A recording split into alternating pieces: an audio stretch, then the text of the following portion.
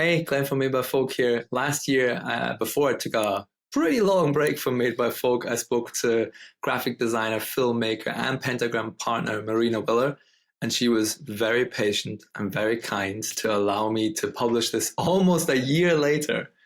So, for those who don't know who Marina Willer is, she's led the design of major visual identities for the likes of Tate, Amnesty International, South Bank Centre, Oxfam, Macmillan, Rolls-Royce recently.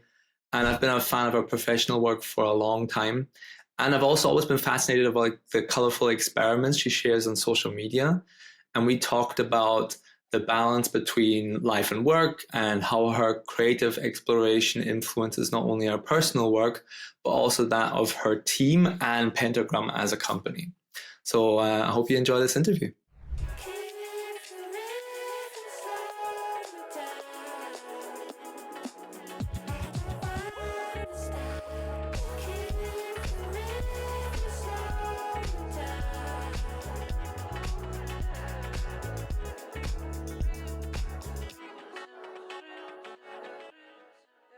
Marina, welcome to Made by Folk. Thank you, Glenn. That's a lovely introduction. Thank you. And I'll need to live up for it. You certainly do already. I mean, so what I've really, as I said, like I've always appreciated sort of the very hands-on and analog work that you share from your personal life, like from your personal exploration and the work that you do at home and when you travel. And as a mother of twins and a partner at Pentagram, I wonder how do you strike that balance between achieving your work, but also still finding time for that creative exploration? Do you really dedicate time to it? Or, I mean, as a father of twins as well, you're a little bit ahead of me, so I'm definitely going to use this opportunity to learn a few tricks from you because you're a few years ahead of me with your boys. Like, how do you find the time or do you make the time? I think it's a bit of both. I think I see life and work very connected. I think creative work is something that you have to nurture and work on. And I try to do that with the boys, as I know that anything we expose children to will help them develop and open their mind to many more areas of knowledge and ways of doing things, and hopefully inspire the mind to be creative. I think the pandemic had a big impact for me and most people. And I think I just see how much I've changed to spend much more time doing some of those things that seem purposeless.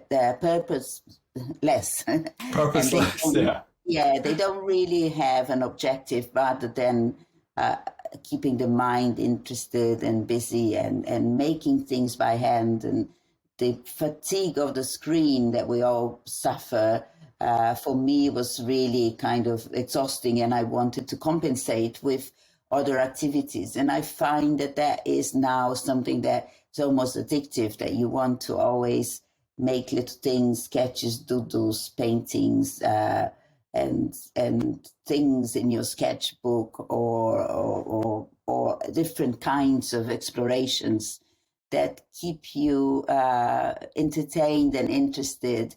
And those really influence the work. One thing leads to the other, and the work also influences this other side. So I see myself being quite different from what I was before. I always was interested in making and drawing and fiddling with sketchbooks. I think it's something that that my parents instigated me to do, but I think it took a much bigger part in life since, and it always connects with my family, with being at home. We changed the house quite a bit to make it a place where we make things and explore rather than just sit and watch TV, for example. And this change in this sort of creative routine, as well as how you've rearranged your house, did that start due to the pandemic? Did you really sort of like make an effort when, three years ago now, when we all kind of had to be at home a lot more?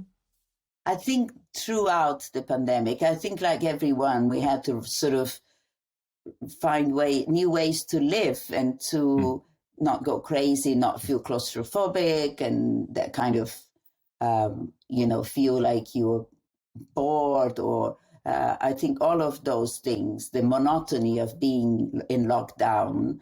And of course, you've got a big chunk of time that goes to work, and that work is also often very occupied with meetings on Zoom and all of that. So having something that is the opposite of that, for me, became much more important. And I think for us as a family, so we then, changed habits quite a bit. And I now enjoy much more weekends just being at home rather than always having to rush to see all kinds of art galleries. And, we love doing that, but it's trying to have a more calmer, appreciative routine where you enjoy the little bits and you enjoy the garden and you enjoy things that you make by hand and just spending time together, creating stuff. I think creativity is something that needs to be nurtured and not just so that you can be a good designer, but it's something that equips you to always have curiosity, always find new things to do. And also when I get older, I hope to spend a lot more time just painting and drawing and enjoying those analog things, which are so fascinating for me. That's the dream, isn't it? So you mentioned the routine a couple of times there. So is that almost the answer to my question? Have you really made this a part of your, like a fixed part of your routine, or do you just get a sketchbook and some like your equipment out whenever you've have a break or whenever you have a little window of time? Yeah, I think during the week we are super busy and children as well with school and all of those things. So we try sometimes a bit in the evening just to switch off. It's a good way. And you can be listening to a podcast or an audiobook as you do that.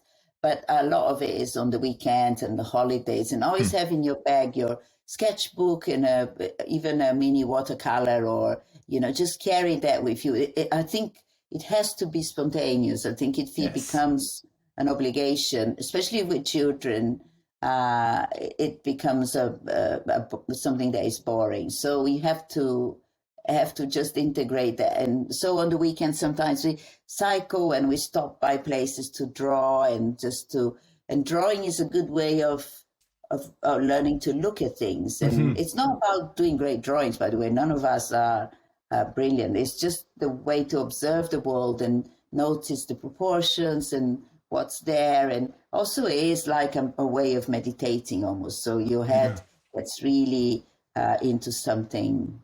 The other day, me and my husband were traveling and we got stuck in an airport for 12 hours. Oh. And I just got my sketchbook and we were so angry to start. It was just so irritating. And then he went and bought a bottle of whiskey and I got my sketchbook out. Also a solution in that case for 12 hours. The solution was a bit more extreme, I think, but it was funny. You kind of need to use your tools then. Yeah, totally. I mean, so you mentioned that you take your boys then for a cycle. How did you have to encourage them early on, or were they quite open and quite willing to start drawing and exploring in a sketchbook?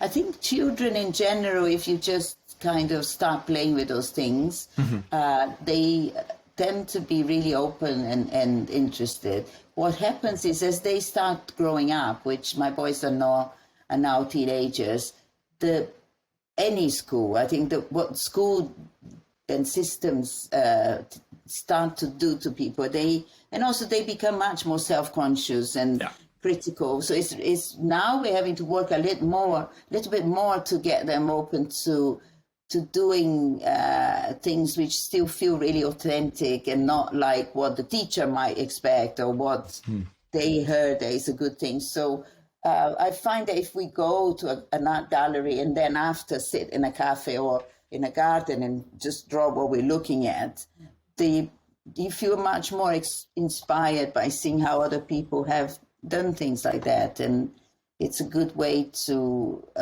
not just experience art in a passive way, but also make you kind of do things that are inspired by that or connected somehow to what the experience you've just had.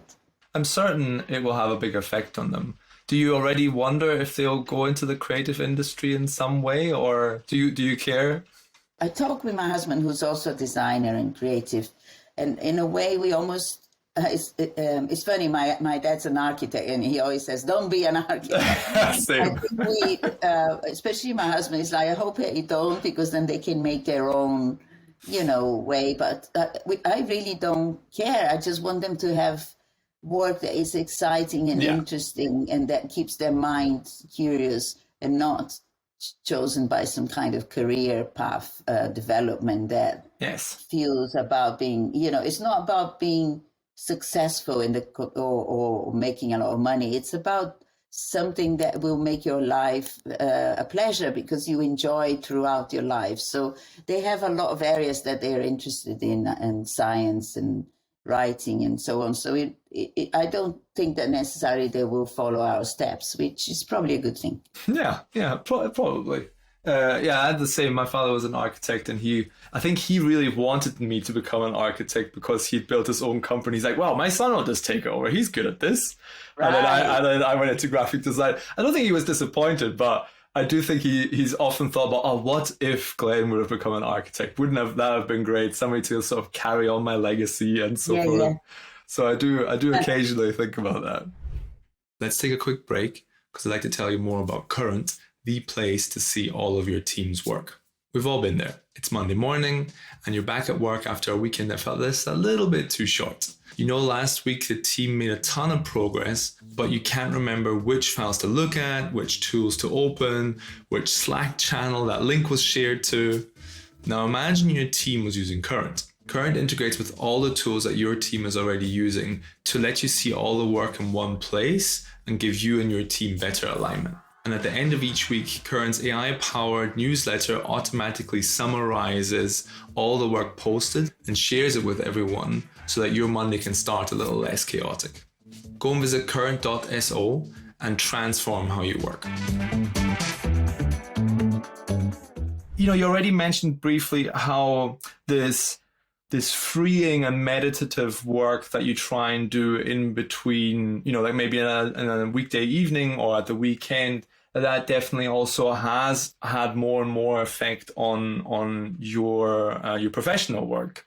So maybe talk to me about, is that like, have you really noticed the difference that the sort of relaxed meditative exploration has had a positive effect on your work directly? And how has that affected your team, or how do you communicate that to the team and encourage that in any way? It's interesting because I feel that there's very clear connections. Like there's exercise I've done with the boys, sort of in print making and mark making that then influenced the project. For example, we did for a charity called Battersea, which is a dogs and cats charity. There's something we're doing now, which is for another charity that helps people. We do a lot of work that is for organizations with a strong purpose. So we're doing a charity that helps people with extreme disabilities through music, so they can connect and express themselves through music. And again, I think what we started sketching was very close to the sketches that we'll be doing at home. So it just feels like the things you do equip you with more ideas. And then, of course, comes all the influence of the team and the different dimensions. And sometimes I see that a solution can be quite connected to the use of color and blocks and stickers that I do, but I don't know how conscious that is, either from my side or even from the team. Mm-hmm. I think there's a lot of studies about how the things that you do then somehow influence and people don't even notice.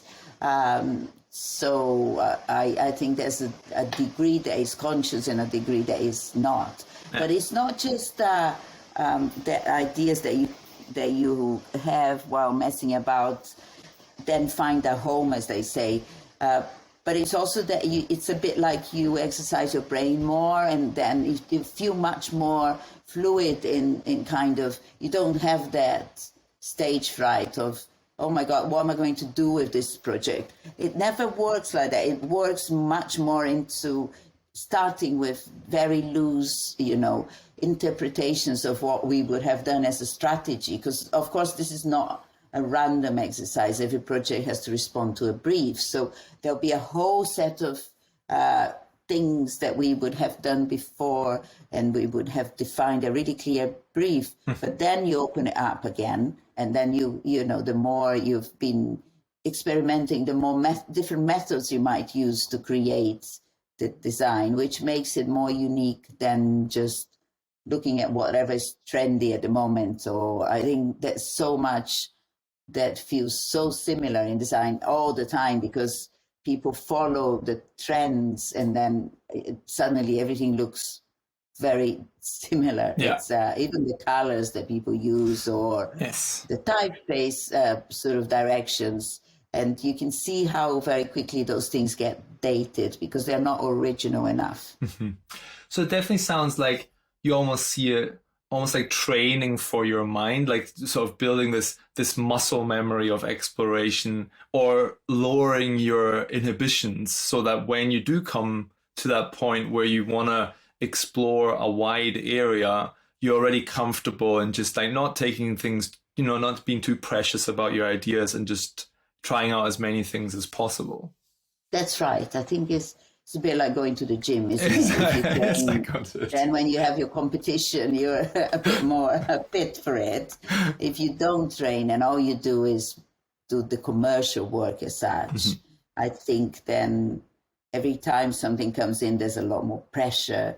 I think we do it as a real joy, creating solutions and especially with the team and the days that we are in the studio, I very much enjoy, because I might throw a few sketches on the, floor, as we say, and then I see how people then do things in response to that, and might change it to something else, and then someone picks that up and adds something else. It's quite a collective experience as well, and you let it go a little bit of your desire to sort of own something and have to see how it changes organically almost. And then you end up with something that had the influence of various people in the team. I mean, I've always been fascinated with Pentagram as a company. Maybe give me a brief insight into how your team sits in the broader organization, because your team is like 10 to 15 people, is that correct? Or is it 10? 10 yeah, people? We're 10.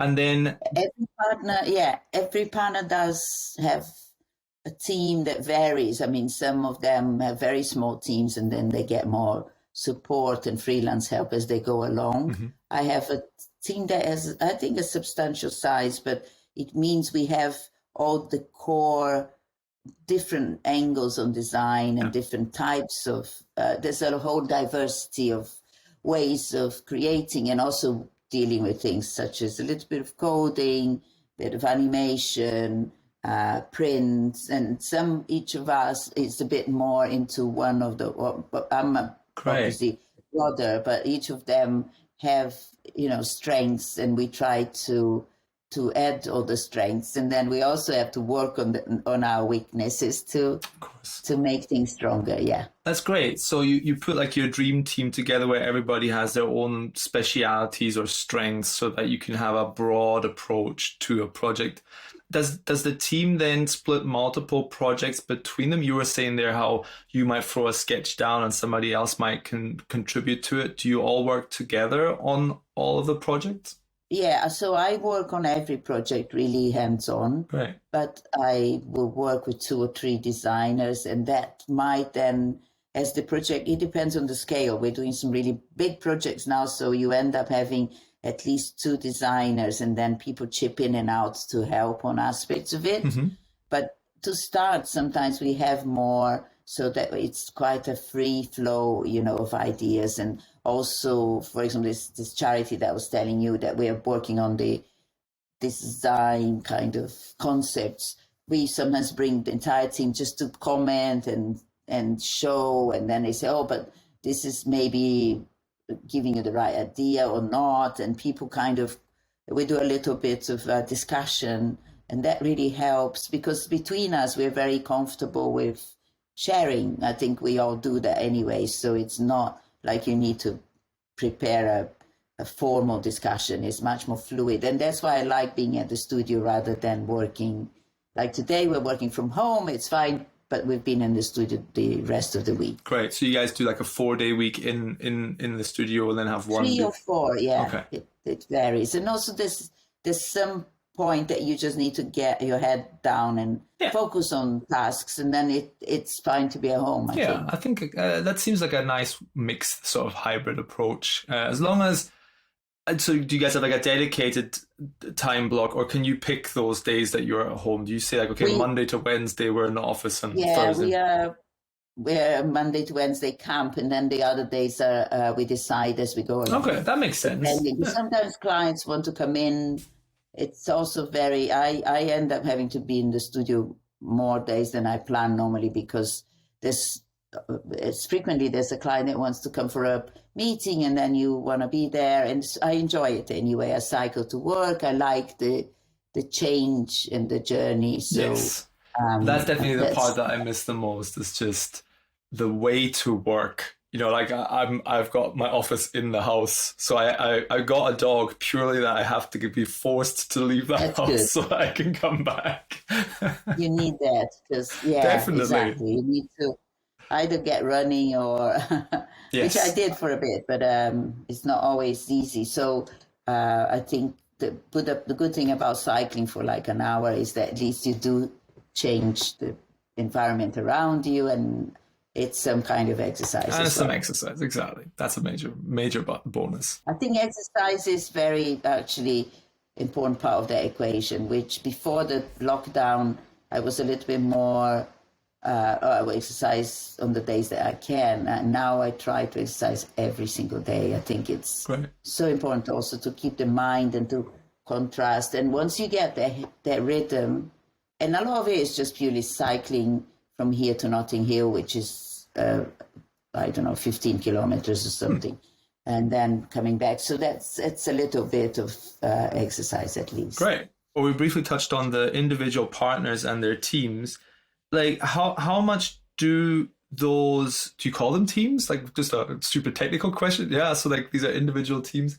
How much do you influence each other, and how much do you collaborate between the partners' teams? Is there like overlap? If you say, like I'd really like to have Talia come and work on my team for a week, is that even possible that you kind of share resources? We do a little bit of that, although it sounds easier than, because everyone's totally fully booked all the time. Of course. But we collaborate between the partners when there's projects that require that. Mm-hmm. And we also seeing each other's work on the screen and printed out and sort of on the wall. We find that really important to help the culture of the place and how we interact with each other. There's always things that even if we're formally not working on a project, we go to each other and get advice, or there's a little bit of, sound that is necessary on a project. So working with Yuri, or there's a little bit of industrial design, always the fundamental part, and I work with John Marshall. So we try to do as much. It's difficult if a project hasn't got one leading voice. It gets a little bit complicated. Mm-hmm. So we always agree that one partner has to lead and mostly own the project. But we are, for example, working for the V&A now, and we each, there's 3 partners, and I'm doing the V&A identity for the Bethnal Green one, because I live near here and the children and all of that. Someone else is doing the South Kent, and they are connected, but we work together and separate at the same time. Fascinating. Which is quite an interesting dynamic. Yeah. Oh, I mean, I hope that, now that you got as a company, Pentagram's reached 50 years. I mean, what a legacy of a design company. I don't think there's many that can really reach that status. And I think there's a big book coming out on all the work that's been done over the last 50 years. I don't know, do you know if there's like any more insight into the process of the company and how the company works? We have actually, instead of us doing that internally, we have been working with Unit Editions. So Tony Great. Brook is designing it's a couple of books to celebrate, and it looks amazing. So that will come out, I think, in September, which is when we do celebrate things a little bit more. But it's been an interesting process. Of course, poor Tony and Adrian Schwanzi has been writing, so it's quite a lot of. I mean, what a project to get. I mean, Adrian and Tony. Epic because it's like having lots of clients, like all of us. Some of us are a real pain in the neck, I think. And I mean, Adrian and Tony have been on my list for guests for quite some time. I think maybe that would be a great project to talk about on the podcast once it's out there and once it's been published. I would be. Yeah, they'll be released. I bet. Yeah, but they have. I think we hugely respect them, and they are doing a great job. Course. So. I think if it's one of us, it's too close to home. And also you have to celebrate not just the work of us who are there now, but all everyone who's been part of that journey. Yeah. And that's how we aim to celebrate as well. It's not something for press or for clients so much, or it's not like a new business, but it's just being able to get everyone who worked there together again. Yeah. And because I don't feel that we own Pentagram. We are looking after it in the period that we're there. But before it was someone else, and there's people who worked for much longer than I did there, for example, and now they're probably even much closer to that as an idea. And I think it lasted 50 years because it's a very flexible system, and the model really allows for new talents that reflect the times that we live in to come in and to run things in the way that they want. No one interferes with each other's businesses almost between the teams.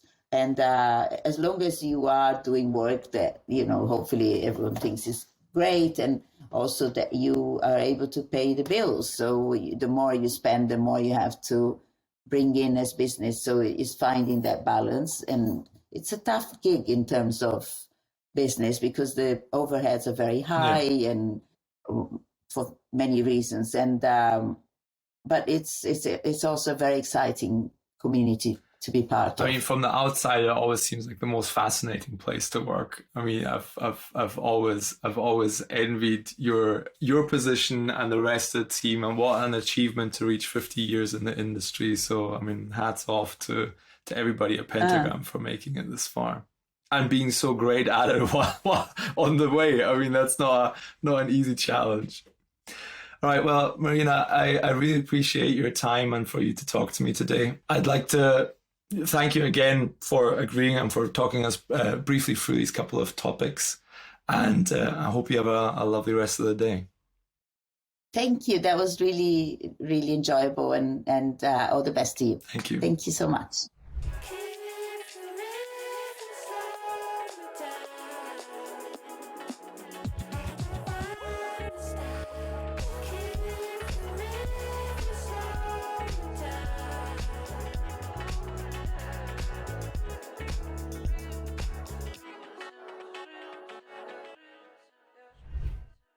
Okay.